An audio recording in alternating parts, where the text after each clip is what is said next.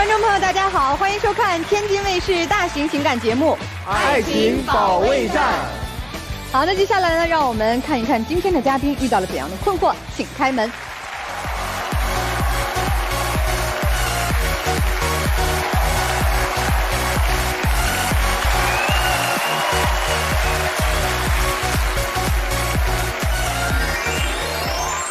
首先要疗愈的是本期第一对情感嘉宾李先生，43岁，来自黑龙江；文创个体黄女士，41岁，来自黑龙江，销售。他们究竟遇到了怎样的情感困惑？你来参加节目的诉求是什么？我们离婚也有7年了，但一直是离婚不离家。为了孩子，我还是想和他复婚，给孩子们一个完整的家。他身上的问题一直没改，我们怎么复婚？难道再离一次吗？他就是小心眼儿，疑神疑鬼。我就是平时大大咧咧，就他总把人往歪了想。如果不是他经常骗我，我会怀疑他吗？我一想到以前的事儿，真的有阴影了。哎呀，这复杂了。其实吧，我觉得也没什么大问题，但是吧，有些时候他总把小事给扩大化。比如说，我爱打个麻将，哎，在他眼里就是个事儿了。他总是挑三拣四，就不愿意让我打这个麻将。你说打一场2场行了，天天打，早上打，晚上打，一天到晚的家里活不干。最不能容忍是啥呢？跟人家打麻将还眉来眼去的。啥眉来眼去啊？我都看见了。有一次晚上挺晚了也没回来，我就寻思我去接他吧。我刚一开门，我就听见那个王哥这么说的，说老妹儿啊，我都想你了，这几天你怎么不来打麻将了呢？跟别人打都没有心情了。就简单一句问候语。老师们是这么个情况，我们那个麻将社是一个村里的，然后吧，平时就是你来我往，关系非常好。有的时候可能就是成人之间一个礼貌用语，你看你咋没来呢？我想你了，这我感觉也没啥呀。就是隔壁的老王哥问了一句：“妹儿，你咋没来？是吧？”他呢眉开眼笑啊，那家伙，哎呀，我也想你了。这几天我这不有事儿吗？这几天回来之后，我就天天陪你玩了。你看。对我平时都没有这种感觉啊！人家跟我笑呵说的，我揍人家一顿呢。说实话，我们四川人老打麻将，你打麻将也会说这种话。你说，哎呀，你怎么好久没见你，我可想你了。男男女女，特别是亲近的朋友之间，还有同事之间，基本上都是一种打招呼的方式，就不是说是暧昧才这样，就没有觉得是暧昧，就是一种打招呼的方式。对呀，就是一句话而已，我觉得没有任何事儿。行，这事儿过去了，完了，他那天说。跟他们朋友一块出去吃饭，都4、5个小时了还不回来，天都已经很黑了，我就给他打电话啊，问问他吃没吃完呢，啥时候回来呀？你那是好打电话吗？老实问你说，打一遍也不接，打一遍也不接。我出去吃个饭，我跟他说了，我说我要出去吃个饭，你就知道这件事就完全可以了。没完到了给我打电话，一遍又一遍，3分2分就打一遍，3分2分打一遍。你说我吃个饭我都吃不消。那你要是打了回应我了，你吃没吃完，几点回来，我不就放心了吗？你担心啥？比如说这，小心眼病犯了，会情人去了啊？都是他自己在猜想。哎，大姐，我问一下啊，这两桩事儿啊，就他猜想也好，听到了什么也好，是发生在你们是婚姻内，还是说这是离婚之后的事儿？就是离婚以后复合以后的事儿。你们俩不还没复合呢吗？就是在一起，因为离婚不离家嘛。就这段时间发生的。那离婚不离家是在一起还是不在一起啊？我们是05年，结婚的。完了在17年吧，我们俩就离了，分手了。为啥离了？当时就是一些小事呗，说白了就是一些小心眼病，成天怀疑你这个那个的。就像他刚才所说的啊，你这时间长不回来了，是不是跟别人干点啥呀？大多数就是因为这个事儿。平时总玩手机，网上聊天，背着我，QQ就在那打字，打得可快了。再就网上电脑上聊天，平时我要是到跟前瞅瞅，马上就退出了。不是老师，我现在就是那个手机上好友非常多，朋友啊、同学呀，本身我还是做销售的，肯定有很多事儿在里面。你的意思是说，你聊啊聊啊聊的都是客户和这个同学什么的？对呀。我觉得他还是正常聊的也有，但是不正常的也有。完了之后有一天吧，我就看他手机在那个炕上放着呢，哎，可找到机会了，我就赶紧拿过来，我想看一看到底有没有什么秘密。看见那个有好几条暧昧短信，说啥？就是王哥发来的，说的老妹儿啊，我都想你了，这几天忙啥呢？你呢给人回了，王哥我也想你了，我这几天这不有事儿吗？不是你说到哪儿说的？人家说想我了，人家说跟我干点啥呀？这话说的不是，这王哥是后来打麻将那隔壁的王哥吗？是，完了我发现这个暧昧短信之后，因为之前在别的记录他都删得很干净，我也看不着啊。完了之后呢，我就把他那个手机抢过来了，这时候他就不让啊，拼命得往回抢。你说要是没有啥那个怕人看的，他会往回抢吗？他越不让我看，我就越想看。完了那次我就给他手机抢来了，他就跟我抢啊，就往回抢。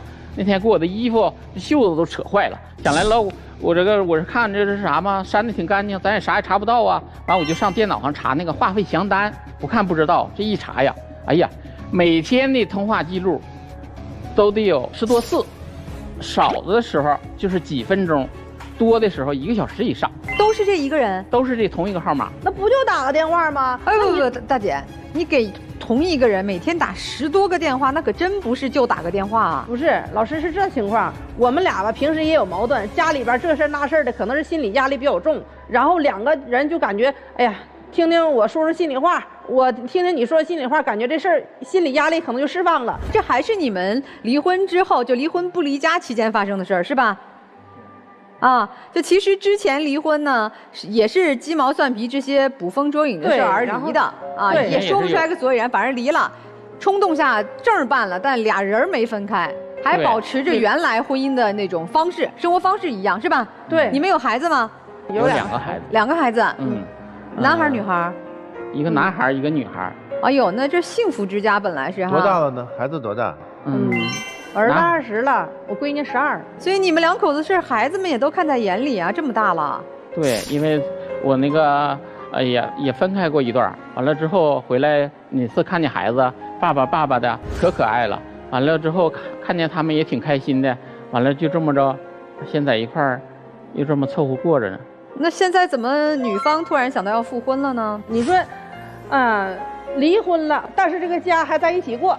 这算咋回事啊？而且孩子大了，万一对他有影响呢？那你说当大人的不也心里头不是也有遗憾的吗？所以说我就想着，如果在一起的话，就把这证领了；如果不在一起的话，那就分开。你始终这个担心怀疑都是这老王吗？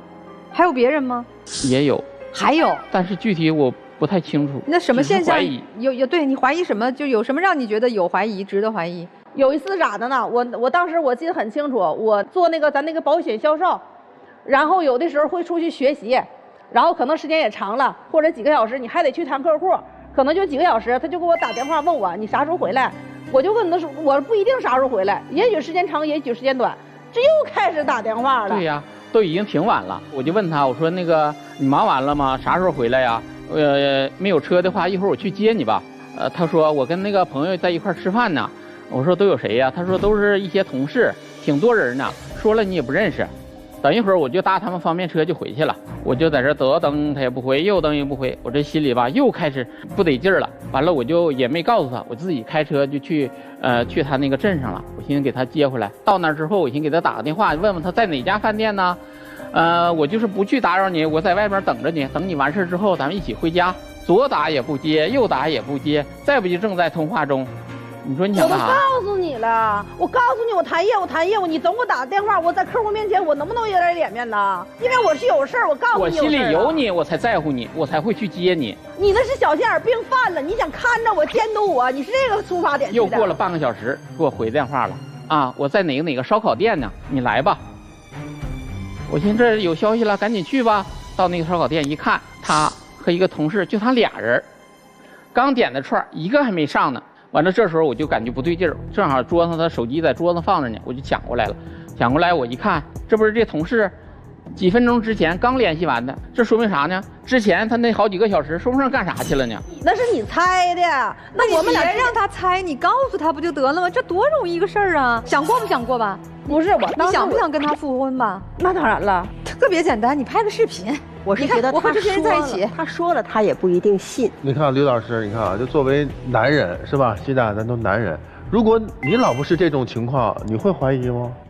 会呀，你看会，我想着心理咨询师都会怀疑。你别说老婆了，这老公是这样，我也不干。但我也会难受，因为我觉得一个男的不停的给我打电话，我都跟他讲我在忙了。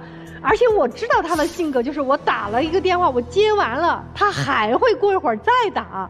因为他一直有不安全感，所以我就会不想再打了，也不想再接了。先生，我问一句啊，你为什么这么不相信他？咱们没有办法去找出当时究竟发生了什么事儿啊，咱不判案，但是你为啥那么不相信他？你是真的发现过什么事儿？他啥事都骗我，这些事儿已经太多了。我想问一下，他在你们结婚的那段期间，有结婚证的那段期间，他做过哪些骗你的事儿？确确实实是骗你了，你告诉给我们。那个时候去那个市里买衣服，他就经常就是各种理由吧，晚上不回家。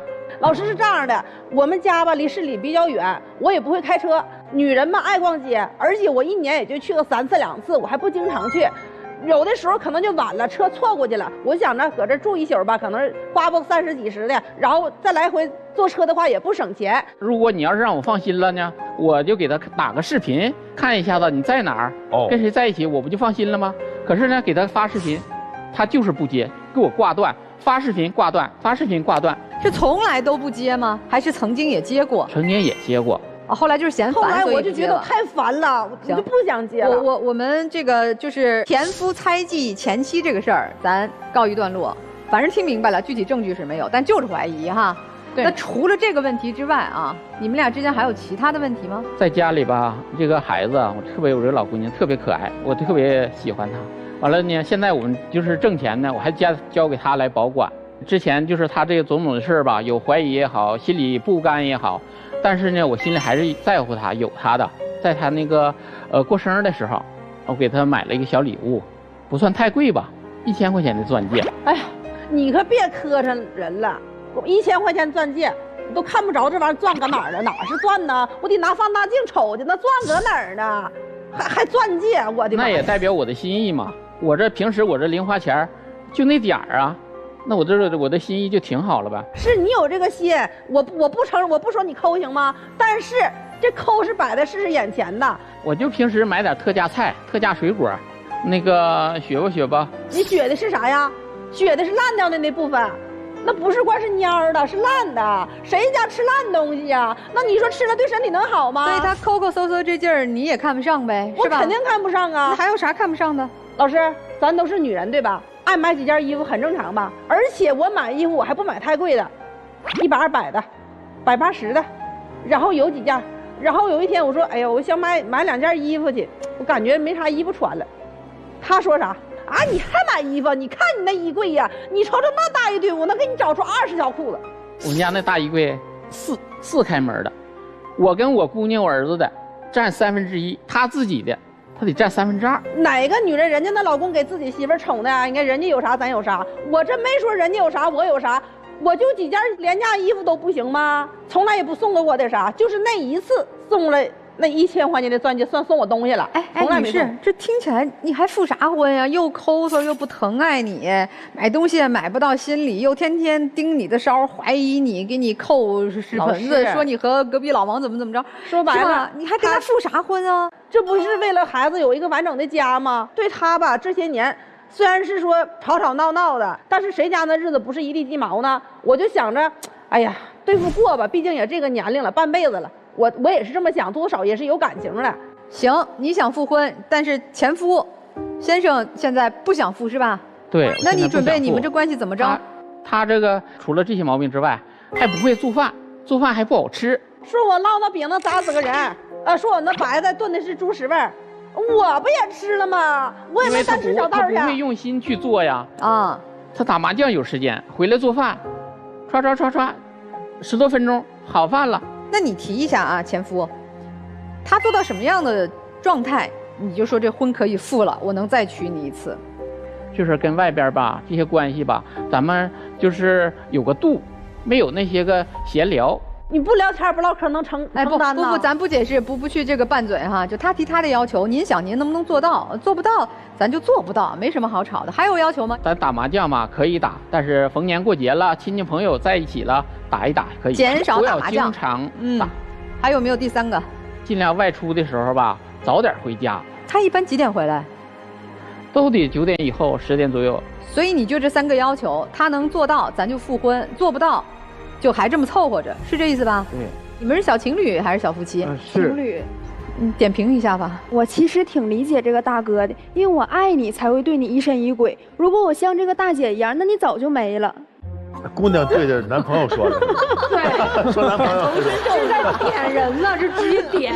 帅哥，我感觉我跟大哥是一样的，我感觉这大哥就是以后我未来的影像，这一直这样，以后我可怎么办呢？这怎么过呀？太吓人了，这也还有没有未来都不知道了。听听老师们的建议吧啊，来，你们两个彼此都不知道自己到底想找什么样的人，或者也都不了解你们找的这个人是什么样一个性格特点。你俩第一个都是急脾气，第二个看着不怎么急啊，但你俩其实都是急脾气，也就是遇到点事儿性子一下就起来了。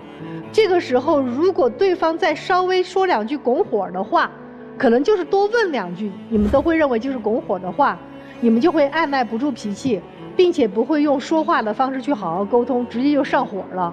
第二个，我刚刚说的，你们并不知道自己想找什么样的人，也就是你老公本身就是一个木讷、不善于言表的人，他不会那种甜言蜜语，他就是那种蔫着、闷着，还就小心眼儿，他就是小心眼儿男人。但是这个小心眼儿男人，他恰恰能够把钱全部交给你，他能够放心的把家给管好，他可能做不到你说那种，但他能够在家里踏踏实实做饭，能够不像其他男人一样出去打了牌天天不回家，他是下班应该就在家里待着。然后还有一个，他可能就是有些时候对你来讲好欺负。对于男方来讲，你想找着老婆，他最大的优点就是他会来事儿。我所说的他会来事儿，就是他可能就是喜欢说话，可能有些时候就是能把别人都能够围得很好。他的特点就像一个蝴蝶一样，就在外面飞，而你被他吸引，就是因为他像蝴蝶一样在外面飞。那你如果你接受不了他像一个蝴蝶一样跟外面飞，然后跟别人一起说话甜言蜜语的，那你没有办法跟他在一起过。如果你的心胸不能大一点，你跟他过在一起你就会很痛苦，这就是你老婆的特点。所以如果今天要我给建议，不如你们双方分开过，如果真正想在一起，重新想清楚自己到底想跟什么样的人结婚。如果真的想要选择对方，重新谈一次恋爱，重新谈1年到2年恋爱，再考虑要不要复婚这件事情。谢谢。其实我在听你们的故事的时候，我觉得这个离婚啊，对于你们来说它就是个词儿，没有任何意义。所以复婚对于你们来说也是一个词，也不会意味着有什么特别的改变和意义。在你们刚才的这个讲述里，我有2个关键词，我觉得和你们一起分享啊，咱们一起去探讨。一个叫权责的混乱，还有一个关键词叫体面。混乱就在于，我觉得你们一致反映说，你们是因为了给孩子维持一个完整的家，所以离婚不离家。但是你们仔细往回溯一下你们刚才的讲述里，你们到底提到过几次孩子？感觉好像是因为孩子的这个原因把你们俩不得不聚到一起。但其实对于你们2人来说，你们所有探讨都是你们作为夫妻2个人，或者前夫和前妻在一个家庭生活当中你们的情感矛盾。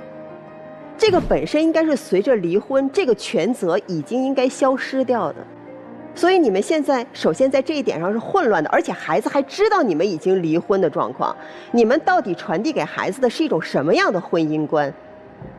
混乱的婚姻观吗？可以权责不分吗？你们真的是在为了孩子有一个完整的家，一个得体的婚姻观的教育而凑到一块儿，不得已而生活在一个屋檐下的吗？还是为了你们自己？作为一个丈夫，或者作为一个前夫，或者处在一个现在如此混乱的一个情感关系当中的一个男人，他是非常非常没有自己的那种所属感和归属感的，他没有安全感。因为你把你最好的东西都给外面呈现出来了，甚至于对于他想要主动靠近你的这个过程，你是拒绝的。你们2个人没有足够的亲密度，它不是意味着你们2个人还在以一种夫妻的事实生活在这个屋檐下，你们就足够亲密了，并不是这样。心理上没有那种亲密度在，没有分享，没有沟通。你把你大量的情绪都用在了外面，大量的精力也都用在了对外的社交上。他不能接受这个事儿，不等于他不能接受你的工作，他只是不能接受你在工作当中与别人形成社交的这种密度和强度，还有时间上的投入。另外，我觉得我们每个人其实都有一个心理舒适区啊，这个心理舒适区要特别强调一下。就你们两个人，这个心理舒适区的解释就是，我们不会因为我们之间的关系发生变化了，我们就会自动调整我们之间相处的模式。我们的心理舒适区是，就算关系发生变化了，我也要用我熟悉的交往的那个习惯，把变化的关系变回原来那个样子。所以你们的离婚对于你们来说没什么意义，你们还在用原来的模式套用现在的这个关系。另外一点我要讲到的就是体面，你们有没有想过，你们的这个体面哈，一个想跑，一个说你回来，我们维持一个看起来完整的家。你们真的在传达给孩子的，在婚姻当中的一个印象是一个不停的跟踪，一个不停的询问，一个说我拒绝你，我就是瞧不起你，我觉得你这种事情把我弄得已经很心烦了。但是为了孩子，我们好歹也应该把这个证领回来吧。你们觉得你们到最后给大家呈现出来这个婚姻是一个体体面面的婚姻吗？你们还想在别人面前说我们这个婚姻是完整的？你们在婚姻关系当中的这种混乱，你们到底在教给孩子什么？其实这个关系对于先生来说是有一个盼头的，就是等老二18岁的时候可以离开这个家，有一个期限的。但对于你呢，我觉得你就是没有遇上更好的人。如果你但凡遇上一个更好的人，你都不可能说在这段婚姻当中或者在这段关系里继续将就。但是我们再退一步讲，你能遇上更好的人吗？如果我们退到这一步讲，我觉得你们应该重新考虑一下，在这段婚姻关系里，能不能除了冲突以外，还可以选择一些可以达成共识的妥协。只有这样，这个婚姻才叫体面。先生，我给你讲讲他的逻辑啊，因为他过40了嘛，在前20年的你们的相处过程当中，无论是婚姻中还是离婚不离家的过程当中，他其实在你这儿是非常有安全感的。他想怎么作，想怎么造，想怎么花里胡哨，他都知道你给他兜底儿。随着容颜的老去，随着年龄的增长，女性慢慢会有不安全的感觉。她怕你跑，她也知道她自己作，她也知道她这样了再也找不着一个男人像你这样的，她也知道她这样也就你能收着，人家隔壁家老王才不等她回家呢。哪个男的受得了自己老婆和别人一聊天一天打10几个电话？换成其他稍微要点脸面的老公早走了，你爱跟谁打10几个电话打去吧，别给我打了，咱俩反正也离婚了。他现在不敢了，他不敢不是因为他爱你了，不是因为他觉得孩子需要一个完整的家了，是他觉得再过10年他在外面也花哨不了了，好歹家里还有个老头子，那张纸还约束着你们的关系。这个女人聪明，但特别自私。你真的好自私啊，好自私！你的婚姻生活当中，包括你的2个孩子，你们的相处，你心里一大坨都是你自己。正常的两性关系是，我有了他之后变成了我们，至少我们各自占一半，你根本就没有，你怎么舒服怎么来。年轻的时候你漂亮、聪明、能干、会赚钱、人缘好、朋友多，你肆无忌惮。你现在也担心啊，我这样混还能混多久？以后我60岁了，能不能是麻将圈里那个老王哥还说想你的妹儿啊？不行了呗。但我觉得你想领这个结婚证，说明你还稍微现在清醒了一点，看清楚了形势，看清楚了局面，谁能真正陪着你？谁能和你支撑起一个未来我们人生几10年的旅途啊？不也就这个男人吗？所以我建议啊，如果老公提的要求不过分，你又想把这段婚姻或者自己未来几10年的人生和这个真的能够给你兜底的男人携手，咱就得调整。如果你觉得我这辈子就是喜欢这样，我麻将场上过一生啊，我这个交际圈里一生一枝花，您随意。婚姻咱就别要了，至少和这个人的婚姻咱就别要，不能既要又要，那就什么也要不到。男生不要给他下条件，你现在这么去跟他要求没有任何意义，因为这个婚是白离了，就是换了一张纸而已，其他所有的关系都没有变，对吧？你也没有想过说去外头去再找一个新开启一段恋情，有没有？暂时没有，暂时没有，是因为他对你还没死心。但你的表现看了7年，没有任何的进展，没有改观。所以说，此时先生应该收回你的所有的承诺，以及所有的管控，不要去管他了。为孩子，您就多在孩子身上花时间；为了自己，您多付出事业。您看看，没有人管他，他反而心里没底儿了。一方面，其实你是烦先生的这种管控；一方面，你又觉得越管控，其实你越踏实，因为就在惯你的，纵着你，对吧？所以现在就不管你了，不问你了，你慌了。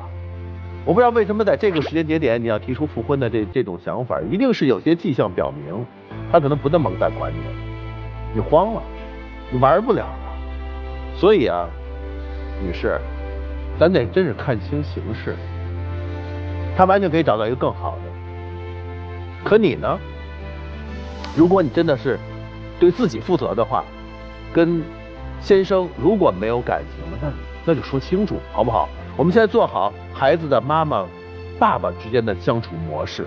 我的建议很简单，先分开，先拉长距离，才能看清楚很多事情。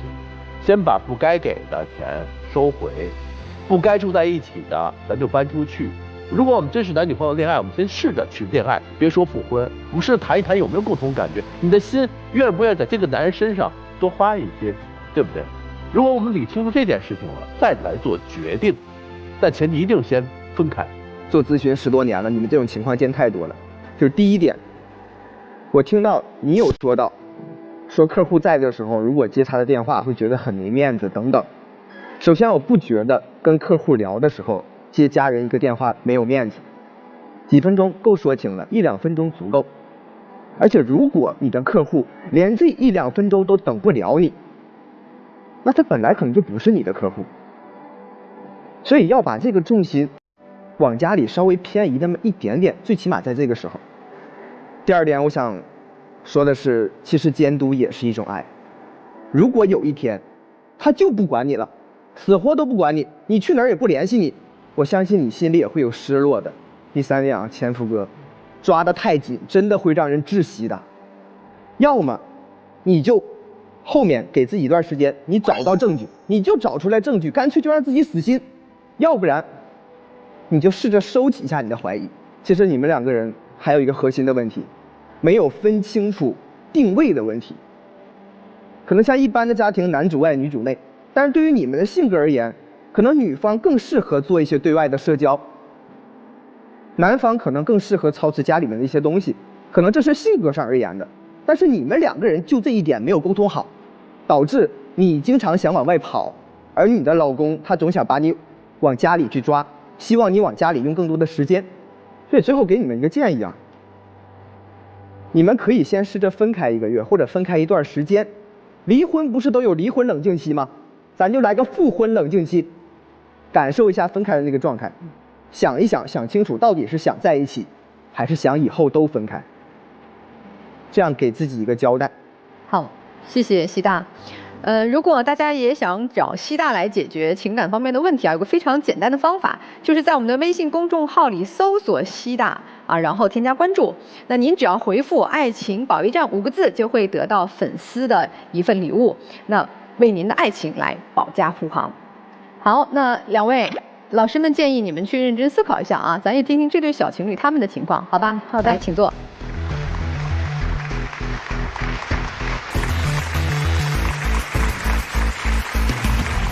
本期第2对情感嘉宾小张，25岁，来自沈阳，学生；彤彤，21岁，来自沈阳，学生。那么，他们又遇到了怎样的情感困惑？日常开销如何划分？所有都是我承担，我都砸锅卖铁的养他。他太抠门了，天天跟我哭穷。你觉得谁更包容对方？那我呗，他就是个作精，他天天拿分手说事儿。那当然是我了，他处处跟我作对，故意整我。你希望对方做出的改变？别这么妈宝，没事就跟他妈告状。他能不能不这么算计啊？多考虑考虑我的感受。一个说我砸锅卖铁给他花钱，一个说他抠门抠得要命，简直对对方的这个评价都到地板下头去了哈。他就是个作精，就是个妈宝，从来都不考虑我的感受。前一段时间放假了，一回家直接就放飞自我了，天天吃什么东西，炸鸡、可乐、奶茶、麻辣烫，然后这些东西他都转过来让我直接给他付。哦，他人代付。对，我付完之后吧，这老吃这玩意儿能有好吗？没过2天他就胃就疼，那天大半夜就领他上急诊了，然后急诊大夫说你这只能观察观察呀，这胃镜也做不上。然后我就复议大夫，我就说一句，你看着没，你都是吃那玩意儿吃的，少吃点那个什么破奶茶、破麻辣烫了。他不乐意了，当着急诊大厅那么多人，那么多病人，直接就跟我喊：我吃点麻辣烫，喝点奶茶怎么了？你如果没有跟医生串通好，那他怎么知道具体的是我吃麻辣烫了、喝奶茶了才导致我胃疼呢？你就是不想给我花钱。我至于吗？吃点那些东西，我还至于跟医生串通好吗？他其实是有前科。以前我们俩处对象的时候，他总是在结账的时候故意表现肚子疼、难受，去逃单让我买单。说出来都可笑，怎么可能是这样？一吃饭就点一桌子吃的，然后他一个尝1口、2口，或者压根就不碰了。有些，那我女孩吃的少怎么了？那你还说别浪费？那我啥都吃，凉的、热的，那吃完谁肚子能好啊？那你为什么非要挑结账的时候上厕所？什么时候不能上？那就赶到那儿了呀！而且也不是我每次都在结账的时候去呀，我们相处1年多，都是我请客啊，我买单呢。哎，这是实情吗？他请客他买单？大多数情况下是他买单。但是他那2次也不是能说2次吧，也得有5、6次，他就总是去挑结账的时候上厕所，就是不想花这个钱啊。那不就是让你买2回单，你不乐意了吗？啊，心眼小的。还有其他的事儿能证明你是给他花钱了，你不抠门吗？就是日常家里的开销几乎都是我出，大到家里添这个物件啊，买个什么东西，还有小到他吃点饭，还有他喜欢的小物件，什么耳环呐、手镯啥的，全是我给他买。正常吧，我学校连生活费，再带着我兼职挣点钱，1个月5000块钱，就都给花在我俩身上。我身上我自个儿单独的什么都没有，5000块钱对于一个学生来说他已经很多了，他还不满足。然后有1个月啊，啥都要，那我就是没意识到这个问题的严重性，我啥都给他买。买不起了就花呗，那有。然后一到月底，我一看，我怎么倒欠2万多块钱？借钱给女朋友花。啊，然后我跟他说省了点，他嫌我磨叽。但是我不明白，谈恋爱里给女生花点钱怎么了？如果男生要是没钱的话，那你就别处对象啊。大学生他能有多少钱呀？就是那次我入学奖学金有4000块钱，本来吧我就问他，我说你想要点什么呀？然后他说啥？我什么都不要。我寻思，哎呀，太阳搁西边出来了。然后我俩就商量怎么花。我说这个钱给父母转点红包，咱孝敬一下父母，再请朋友同学吃个饭，咱们庆祝一下。他答应的可好了，说行。然后等那个钱真下来的时候，我就跟他说，我这奖学金4000块钱到了，过会儿一条链接就过来了。我一点给他看，一共4000块，他一个3600块钱金项链就过来了，那我指定不开心呢。何况你前期还跟我商量好这个事儿了，买了吗？他这个钱是给我转过来了。哎呀，你这个除了送项链，这反正把现金送过去了哈，那其他还送人点什么礼物吗？还给我买的包，给我买的香水，给我买的口红什么的。但是我觉得恋爱里面我没有说10块钱，他有10块钱，我让他给我11，或者是可丁可卯给我10块钱，4000块钱我就要他3600，10块钱里面给我花9块钱，怎么了？我要的只是这个态度，又没要你钱。您还挺仁义，给他留了400。对对对，态度很重要哈。姑娘，还有别人追求你吗？啊，之前有，现在有吗？没有。因为我俩这就确定关系了，而且在同一所学校里，大家可能都知道。姑娘之前的感情也是这么进行的吗？我之前没有过感情经历，这是第一次啊。那谁教你的？说恋爱花点钱怎么了？这是谁教你的呀？我觉得这就是我自己的价值观。我觉得男生他就觉得我应该给他花钱。对啊，你说的一点儿，多少是一点儿？除了吃饭以外的所有钱。点儿是多少数是多少？人家说人家不在乎钱，在的是人家不在乎钱，在的是你10块里给我9块。其实他是捏着他有的那个数去盘算他的那个点儿，就是一个比例。哎，对，就如果以此来证明你是爱我的，你有10块，你得给我9块。如果你要觉得不高兴了，这个时候男生会是什么反应呢？就哄他说点好话呗，然后或者是就一直闹，想吃点啥买点吃的。那次吵架。然后我去哄他，我拿着什么东西去找他来着？啊，他有一次跟我吵架，别人吵架的礼物不都应该是花、气球或者是礼物吗？你不能说口头跟我说和好或者怎么样啊？他直接拿塑料袋拎了4个大苹果给我了，说：“哎，这4个苹果跟你脸一边大，你赶紧吃吧。”这是什么意思？你要觉得我脸大，你就去找脸小的。那花，还有什么气球、什么小蛋糕啊、礼物，我什么没给你买过，那都不管用啊。那是我冥思苦想，我想出来的用那个苹果，而且那个苹果他之前他跟我说了，他说这个苹果老大了，可水灵了，它黄瓤的可甜了，而且这苹果也不便宜啊。我过去找他，我寻思这回该好了吧，这么新颖。他可倒好，直接就更生气了，又跟我发火。然后我就发现了，他其实是想扒我一层皮，他根本就不在乎我买什么。而且他当时看着我生气，为了故意气我，我也不知道是埋汰我还是怎么样，直接当我面把那4个苹果都吃了，还把皮吐地上，说你不吃拉倒，我自己吃。不，你不让我苹果多好吃，都是他让我吃的。他说他不稀得吃，你爱吃你吃吧。我说吃就吃，我为什么吃啊？我在学校在食堂吃饭我都舍不得，我也饿呀。啊，因为这个苹果谈都饿肚子了。对呀，一次就是哄不好。这个苹果这不行，后来就要个大几百的裙子，但是我本来就够紧张的了，然后我吃饭学校的12块钱的盒饭，我都得合计，我是不是少买个菜，我不吃荤菜了，我停2个月，是不是裙子就出来了？我差你一条裙子吗？我要是你的态度。之前他给我买了一个108块钱的口红，就108，上到老下到小，用语音、微信、电话跟所有人都说了一遍。哎呀，我给他买这个100多块钱的口红，你100多块钱口红，你炫耀什么呀？你怎么不炫耀500块钱的裙子呢？我没有，我炫耀的不是咱俩的感情好吗？而且我光给你买过一个这么便宜的口红吗？贵的口红、香水、包、什么玩偶，我什么没给他买过。除了钱上你不满意，姑娘哈，你们其他的这个感情啊、平常相处啊，这个满意吗？还不满意，也不满意，咋了呢？我还不满意呢。比如说呢？我就乐意打篮球，给我扼杀了，不让我打。然后有一回我就偷摸的找同学去玩了。那你为什么要偷摸去找人玩？不是，那为什么要扼杀他打篮球呢？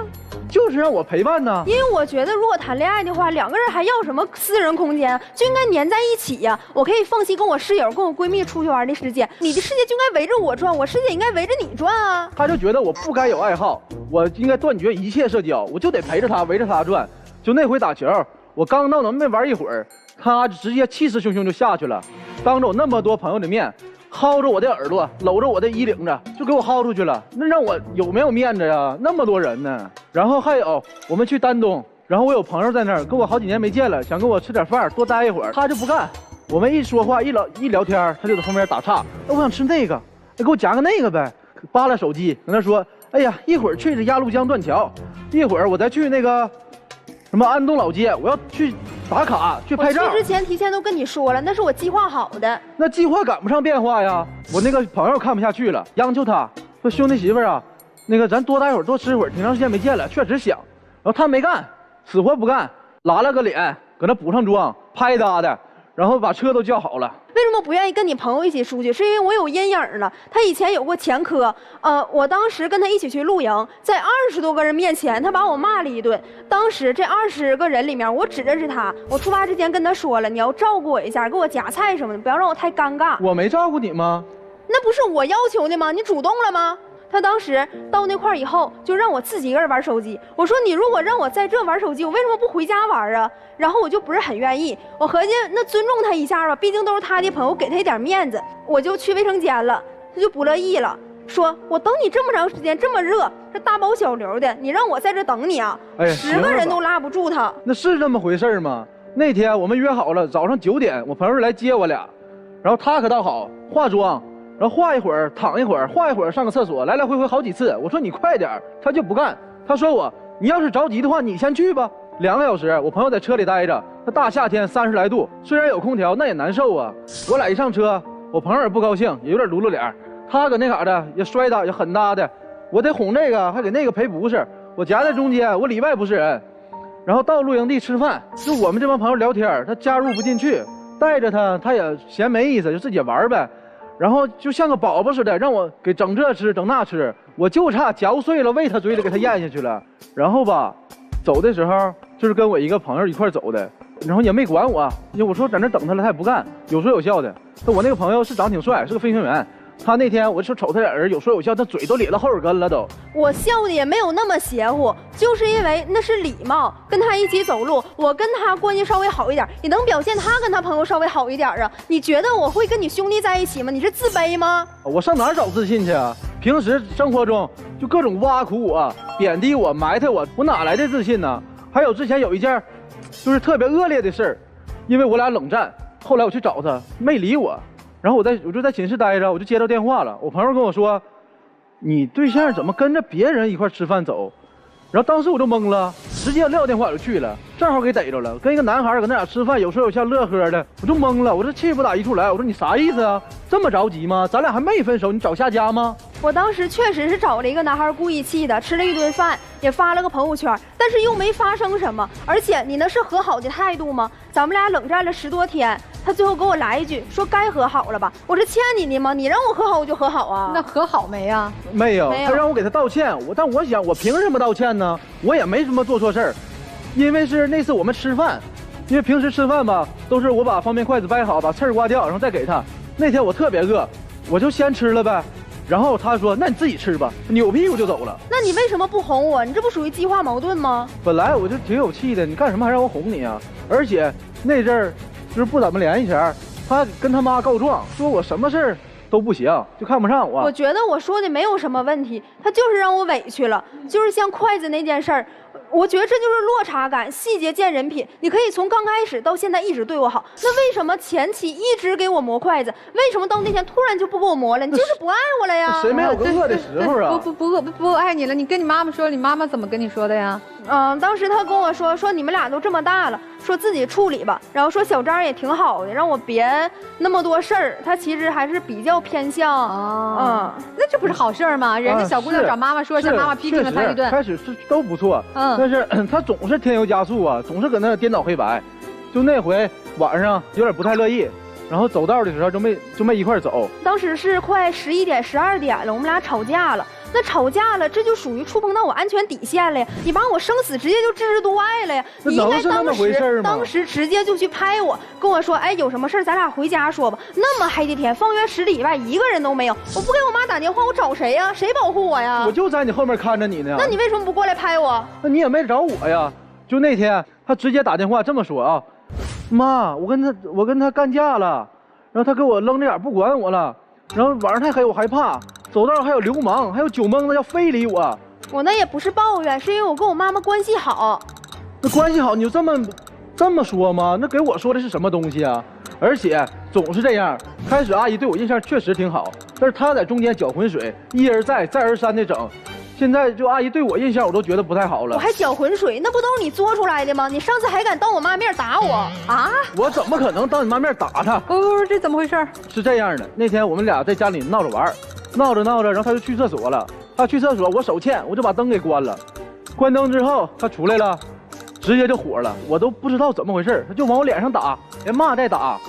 然后我也不乐意了，我说你至于吗？我拉着他的手，我就打了他4个手板。你打的当时声有多大？我妈在那屋都听见了，她觉得自己劲儿小，给我手当时都打红了。哎，这妈妈现在对你们小情侣谈恋爱，也有她自己的看法和态度吧？听听妈妈怎么说啊？我们做了一个采访。没有啊，有可能是我们家彤彤删的吧，因为我也不会弄这些。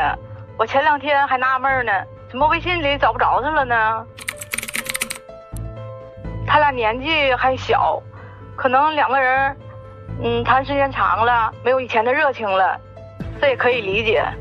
俺家彤彤脾气有点急，但是他都是好心。我也知道小张这孩子特别好。我们就这么一个闺女，肯定还是希望她能多让着点儿。有啥事儿还有我们呢，我们会帮着一起解决。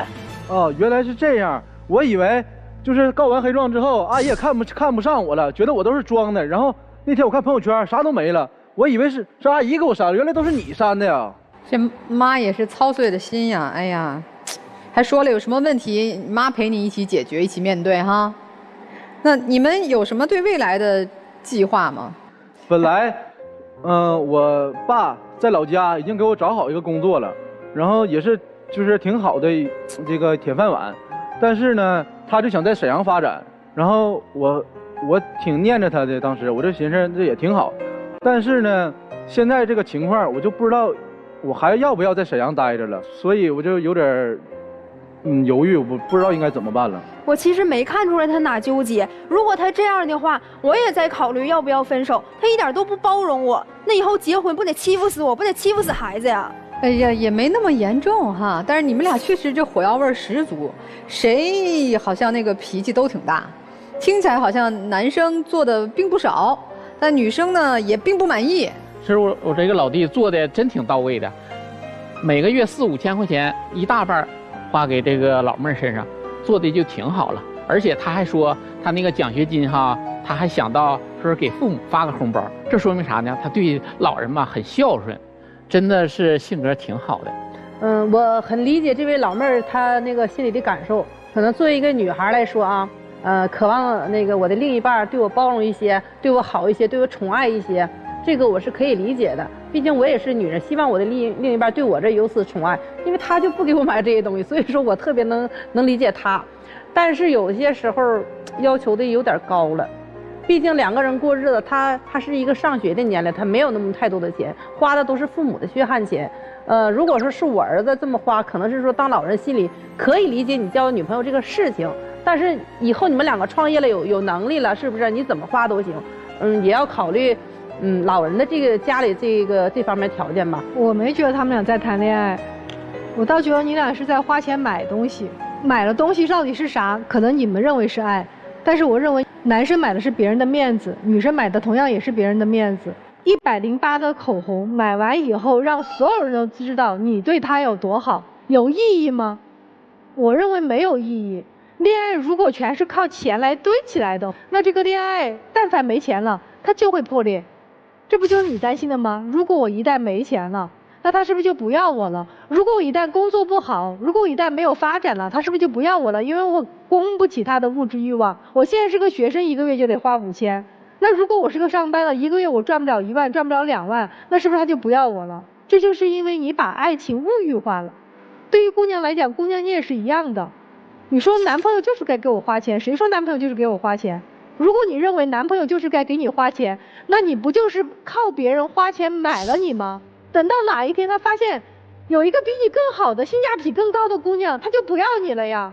你把自己当成物品，那他就会把你当物品，物品最终就会被淘汰，因为有更好的物品等着呢。同样，其实我想说一下姑娘你妈妈，我不知道你妈妈爱你在怎么爱你的，我只听到你妈妈刚才说我们家彤彤啊就是脾气不太好，这是脾气不太好的吗？我觉得你妈妈应该说我家孩子呀就是不知道怎么去谈恋爱，就是没有原则，他不知道怎么应该在男生这个地方获得尊重。因为你所有的难受点都在于你男朋友不尊重你。为什么不尊重你？因为他觉得你不值得被尊重，因为他认为你就是一个靠钱就可以摆平的女生，所以但凡你生气了，他会从给你买花，给你放气球，给你买小蛋糕，到最后4个苹果。所以我不认为你们俩这段恋爱叫恋爱，我倒认为你们俩应该各自想想你们未来的人生应该怎么走。我听完你们2个人的这个讲述啊，我真觉得鸡汤不能乱喝啊。而且女孩子你给我的感觉，我觉得你在偷换一个概念，你不是在要让他包容你，你是在要让他无条件的去宠你。但是这个世界上真正能够竭尽所能去宠你的人只有你爸爸，所以你要的这个关系从一开始就不是一个平等和保持尊严的摆位。姑娘，你今天看到的是他用自己10块钱当中的9块钱去给你买东西，是他在这段爱情当中竭尽所能的，你要的他都给了你。但你有没有想过，等你认为真的你们这段关系可以到谈婚论嫁的时候，他会不会犹豫呢？但是他为什么还停在这里，想要去和你把这段关系修复了？是因为他其实在等着你能够变得成熟一点，你能够长大一点，能够对你们的未来能够有共同的规划和这种设定，能够和他一起平等的去为了未来去做打算。但是我想问他等得到吗？你们今天谈的是一段恋爱，但是恋爱归根结底是一场互惠互利的合作。如果你在这段关系当中没有任何合作的这种付出能力的话，这个合作是进行不下去的。你要是不断通过他给你花了多少钱去验证你值得不值得的话，不如先让你在这段感情当中自己先把自己变得值得。我都不知道你们谈钱谈啥呢，我觉得特别可笑。有钱吗？都拿着爸妈的钱在这儿口口声声的说男生你有10块得给我9块，他有钱吗？他的钱是他爸妈省下给他读书的钱，是让你们作来作去的钱吗？你们越界了。如果你能把你们这个逻辑想清楚了，你俩才能真正开始看看，就对方这个人，咱能不能谈恋爱？你俩根本就没开始谈恋爱。女生吧，我还多少能理解一点啊。小女孩，我就想要这想要那，我就作天作地，反正我妈宠着我。我妈说了，有啥事儿有啥难题都帮我一起面对。大不了我跟男朋友吵架了，夜里边这个黑漆漆的，我给我妈哭诉一通，我回去找我妈去。他不想长大是他的事儿，他作他闹是他的事儿。男生你是咋了呢？你好歹本科毕业了，都上研究生了，你就这么任由他作下去？你就这么纵容他拿着你妈的钱说事儿？你那钱里边有你自己挣的几个子儿吗？你还那口口声声我都给你了，是你的给他了吗？24岁的研究生难道不应该更想一想自己未来要做什么？一个男人要谈恋爱要成家的根本是你自己先立得住啊。我有我的人生规划，然后我找到了一个女孩，哪怕她爱作爱闹，但是我有能力包容她，有能力陪她成长，因为我知道她这么作不是个坏女孩，是爱我在意我，只是没长大。你也没这个能力啊，何况我也不觉得她是爱你在乎你没长大这么简单一个情况啊。好吧，先想清楚人生课题吧，课题大了点，先想清楚我们下一步应该最重要做的事儿是什么吧？肯定不是你俩这作来作去的，一点都不像恋爱的爱情。你们之间感情啊，我觉得特别没有营养，让我们听特别无趣，都是在买。男生身上还有点闪光点，人家还能得奖学金，现在也成功考研了。而女生呢，此时你面临的重大事件，不是说你应该给我买什么，而是说我接下来应该去做什么事情。你们之间的交流很贫乏无趣，势必长不了，不是因为今天我没钱了而结束，而是因为我们相对无言而会结束。女生，你有一个很核心的问题是，你不会为别人着想，你不会去感受别人的感受，被惯坏了。当你在面对爱的时候，你不知道如何去爱对方；当你去遇到爱你的人的时候，你不知道如何去反馈他们。你不会爱，这个很致命。也就是说，其实你在跟任何人相处的时候，你多为对方考虑考虑，你才能得到真正对方对你的情感，对你的爱。男生啊，有2个字儿你区别不出来，一个是宠，一个是爱。我们会因爱而宠，但如果只是宠的话，对方越来越不满足，而爱是让对方满足的。你现在就是在宠对方嘛，你不会爱对方啊，所以对方会拿走你90%的钱嘛，对不对？已经知道你根本就没有这么多钱，已经知道你有对这钱有安排的话，对方不知道不懂，所以说你给满足不了的，永远满足不了。直到有一天你觉得筋疲力尽，我说对不起，我太累了，你就撤了。爱要学会说不，就像刚才严老师说的，你要学会让对方成长，因为你毕竟比对方大3岁嘛，你得引领对方，让对方在你身上找到闪光点，而不是完全榨干你最后那点金钱，是不是？所以说我觉得你们俩先审视一下自己的恋情吧，自己的缺点是什么，去调整，也许还有机会，因为你们还小嘛，干嘛像我们这些老人给你们说，哎呀应该怎么去爱，怎么去结婚，你们离婚姻还远着呢，先学会怎么去爱，如何去爱。首先我想恭喜你们，好消息是可以在一起一辈子，但是坏消息是这一辈子可能是不幸福的。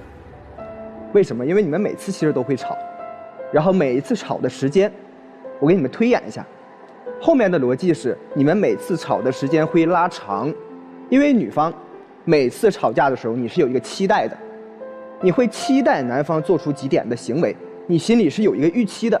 虽然随着时间的相处，其实男方会知道你想要的东西是什么，或者你有一些什么样的预期，但是随着时间的推移，随着你们争吵次数的增加，他是不愿意去满足的。我换一句话来跟你们说，就是会心累和内耗的。你们耗在一起下去，如果这个模式不改变，是不会幸福的。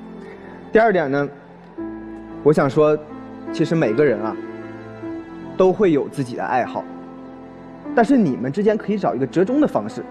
比如说他的爱好是很喜欢打篮球啊，但是同时呢你又很希望他能够时时刻刻陪着你，那么你们看一下能不能培养一个共同的兴趣爱好出来，取一个中间值，这样又可以时时陪伴，又可以有一些共同的爱好，然后2个人一起去生活，这样可能是一个更好的状态。然后关于你们2个人，每个人都有一个我认为真的做得很不好的地方。先说男士的，一起去露营的时候，女方说的是你故意不照顾她，但是咱不管她怎么认为故意不故意，咱们就应该在那个场合照顾好她，无微不至的，因为那个场合都是你的朋友，她没有认识的人，她在那个场合是很失落的。然后同时你女朋友的点，她又是很需要时时陪伴的那种，这时候还会放大她的情绪，接下来你的日子也不好过，然后还是会吵，再循环。然后女生吵了架了，好，找别的男生吃饭。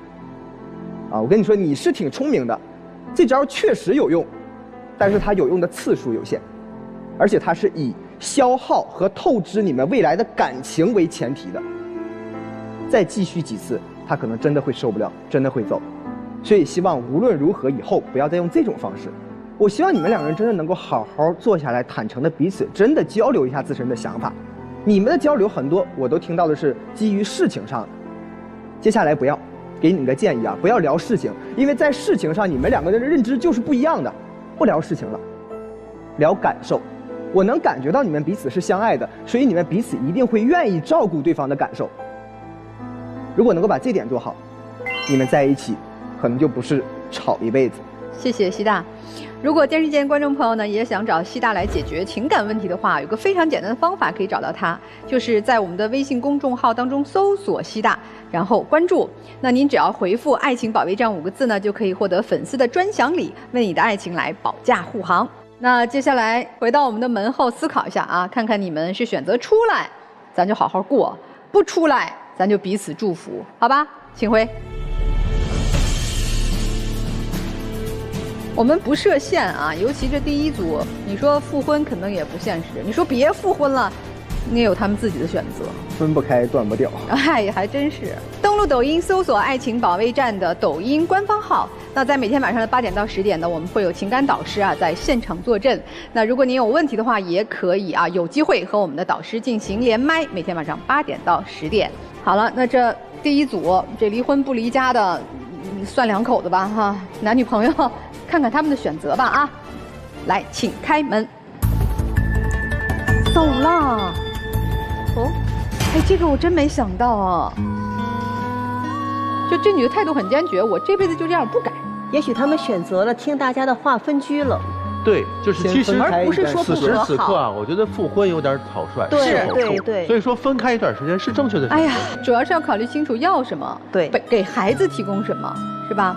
行吧，他们的人生路让他们自己去走了。看看我们这对小情侣吧，他们会做怎样的选择呢？请开门。会在一起。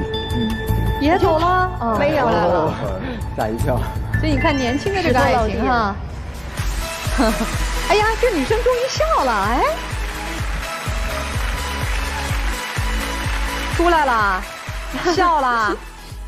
那10块里边的9块，咱就不都要了吧？啊。这回改了，改成什么了？要8块，改成就是看他经济状况，我也不都要了。也愿意就是说，给父母啊，还是给亲朋好友啊，就是该用是该怎么用，那个他会听我的意见，然后我们俩一块商量。你们俩最大的任务是携起手来一起成长啊，其他的慢慢来，攒钱、攒能力、攒营养、攒知识、攒成长，好吧？哎。来抱一抱吧。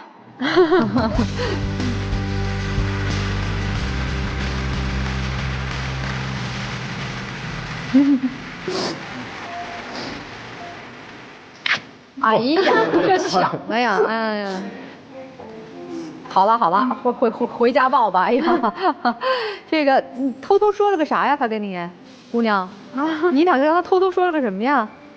他刚才说他爱我。哎呀，就说好的，继续努力吧，好好生活哈，拜拜，谢谢老师，好好学习啊，把自己的这学业安排好哈，再见。